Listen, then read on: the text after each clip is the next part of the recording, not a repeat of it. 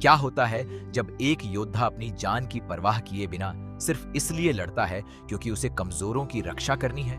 आज हम बात करने वाले हैं डिमन स्लेयर सीजन 2 के एपिसोड 6 की, जिसका नाम है अकाजा। और यकीन मानिए, ये एपिसोड आपकी आंखों में आंसू ला देगा। पूरी कहानी सुनने के लिए आखिर तक बने रहिए। कहानी शुरू होती है वहां से जहां तंजीरो और इनोसुके ने राक्षस एनमू की गर्दन काट दी थी, लेकिन एनमू मरते मरते भी अपनी आखिरी ताकत लगा देता है और पूरी मुगेन ट्रेन को बेकाबू कर देता है। ट्रेन तेज रफ्तार से पटरी से उतर जाती है और तबाही मच जाती है। इस भयानक हादसे में तंजीरो और इनोसुके दोनों हवा में उछलकर दूर जा गिरते हैं। तंजीरो का पूरा शरीर बुरी तरह जख्मी हो चुका है। वो दर्द से कराहते हुए जमीन पर लुढ़कता चला जाता है, लेकिन इनोसुके किस्मत का धनी निकलता है। वो सीधा ऊपर की तरफ उछलता है और राक्षस के शरीर के नरम हिस्सों पर उछलते हुए वापस ट्रेन पर आ गिरता है। वो हंसते हुए तंजीरो से कहता है कि देखो, मैं कितनी आसानी से बच गया। लेकिन तंजीरो तो दर्द से कराह रहा है। उसे मजाक सुनने का समय नहीं है। तंजीरो को सबसे ज्यादा चिंता इस बात की है कि ट्रेन में बैठे 200 से ज्यादा मासूम यात्रियों का क्या हुआ। वो घायल शरीर के साथ भी उठने की कोशिश करता है। तभी उसे फ्लेम हाशिरा रेंगोकू की आवाज सुनाई देती है। रेंगोकू बताते हैं कि उन्होंने सारे यात्रियों को सुरक्षित बचा लिया है। ये सुनकर तंजीरो की जान में जान आती है। इतने बड़े हादसे के बाद भी एक भी इंसान की जान नहीं गई। ये सुनकर तंजीरो का दिल भर आता है, लेकिन खुशी ज्यादा देर टिकती नहीं। ठीक उसी वक्त एक अजीब सी ठंडी और डरावनी हवा चलती है। सबको एहसास होता है कि आसपास कोई बहुत ही खतरनाक ताकत मौजूद है। धीरे धीरे धुएं और मलबे के बीच से एक आकृति उभरती है। ये कोई मामूली राक्षस नहीं है, ये है अकाजा। 12 राक्षसों में से एक अपर रैंक 3 डेमन, यानी मुझान की सबसे ताकतवर फौज का एक अहम हिस्सा। अकाजा की आंखों में कोई डर नहीं, कोई हिचक नहीं। वो एक मार्शल आर्ट फाइटर की तरह लड़ता है। अपने हाथों और पैरों की मुक्कों और लातों से दुश्मन को चीर देता है। उसका शरीर इंसानी राक्षसों जैसा नहीं, बल्कि एक फौलादी योद्धा जैसा दिखता है। वो सीधा रेंगोकू के सामने आ खड़ा होता है, क्योंकि उसे रेंगोकू की ताकत में दिलचस्पी है। रेंगोकू फौरन तंजीरो और इनोसुके को हुक्म देते हैं कि वो घायल यात्रियों को लेकर वहां से दूर चले जाएं। उनकी आवाज में इतना अधिकार और भरोसा है कि दोनों बिना सवाल किए उनकी बात मान लेते हैं। रेंगोकू अकेले ही इस खतरनाक राक्षस का सामना करने के लिए तैयार हो जाते हैं।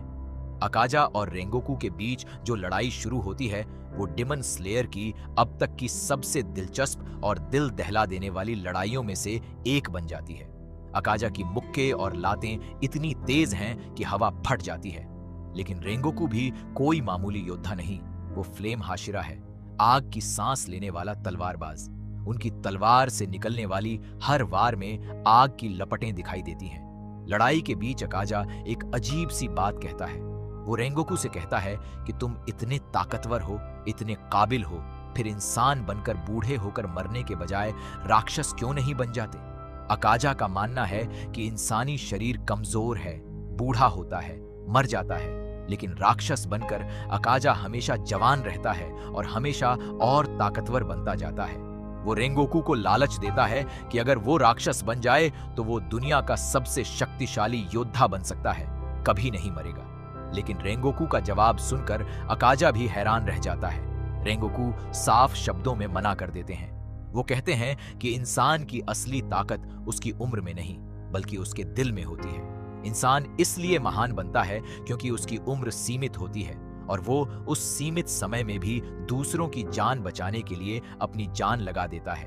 यही वजह है कि हाशिरा जैसे योद्धा पीढ़ी दर पीढ़ी अपनी ताकत और भावना अगली पीढ़ी को सौंपते हैं और इंसानियत आगे बढ़ती रहती है। यह सुनकर अकाजा गुस्से में आ जाता है। वो इस सोच को समझ ही नहीं पाता।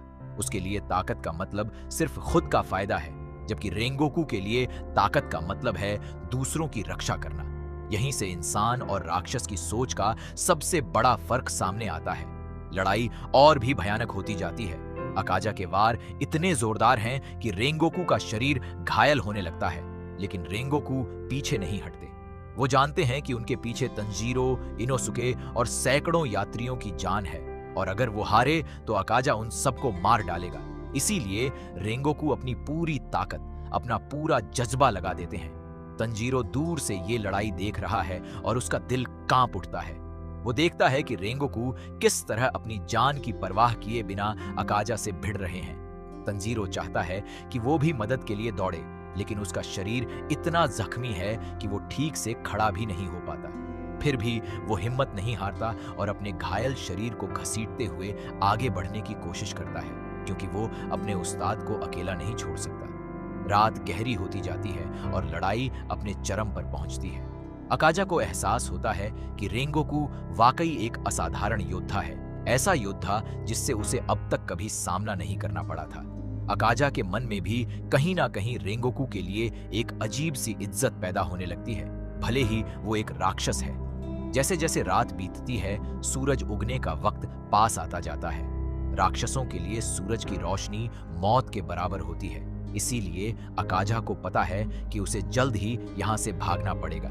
लेकिन रेंगोकू अपनी आखिरी सांस तक अकाजा को रोके रखने की ठान लेते हैं, ताकि वो यात्रियों और तंजीरो के दोस्तों तक ना पहुंच सके। इस भयंकर लड़ाई में रेंगोकू बुरी तरह घायल हो जाते हैं, लेकिन उनकी आंखों में जो जज्बा और हिम्मत है वो एक पल के लिए भी कम नहीं होती। वो आखिरी दम तक अपनी तलवार थामे रहते हैं और अकाजा को हराने की कोशिश करते रहते हैं। ये लड़ाई सिर्फ ताकत की नहीं, बल्कि इरादों की भी लड़ाई बन जाती है। एक तरफ है इंसानियत और बलिदान की भावना, और दूसरी तरफ है ताकत और खुदगर्जी की सोच। सूरज की पहली किरण जैसे ही आसमान में दिखनी शुरू होती है, अकाजा को मजबूरन पीछे हटना पड़ता है, क्योंकि वो जानता है कि सूरज की रोशनी में रुकना उसकी मौत होगी। वो गुस्से और हैरानी के मिले जुले भाव के साथ वहां से भाग जाता है, ये सोचते हुए कि आखिर इस इंसान में ऐसी कौन सी ताकत है जो उसे इतना मजबूत बनाती है। रेंगोकू बुरी तरह घायल हैं, उनका शरीर टूट चुका है, लेकिन उनकी आंखों में अब भी वही चमक है। तंजीरो किसी तरह घसीटते हुए उनके पास पहुंचता है। उसकी आंखों में आंसू हैं। वो देख रहा है कि जिस इंसान ने उनकी जान बचाई, वो इंसान अब खुद मौत के करीब है। ये मंजर देखकर तंजीरो का दिल टूट जाता है, फिर भी वो हिम्मत नहीं हारता और अपने उस्ताद के पास बैठ जाता है। इस एपिसोड का अंत बेहद भावुक कर देने वाला है। रेंगोकू की बहादुरी, उनकी सोच और उनका बलिदान देखकर हर दर्शक की आंखें नम हो जाती हैं। ये एपिसोड सिखाता है कि असली हीरो वो नहीं होता जो कभी हारता नहीं, बल्कि वो होता है जो हारने के डर के बावजूद दूसरों की रक्षा के लिए खड़ा रहता है। तो दोस्तों, ये थी डिमन स्लेयर सीजन 2 एपिसोड 6 की पूरी कहानी। अगर आपको ये कहानी पसंद आई हो तो वीडियो को लाइक जरूर करें और चैनल को सब्सक्राइब करना बिल्कुल मत भूलिए, ताकि अगली कहानी की जानकारी आप तक सबसे पहले पहुंचे।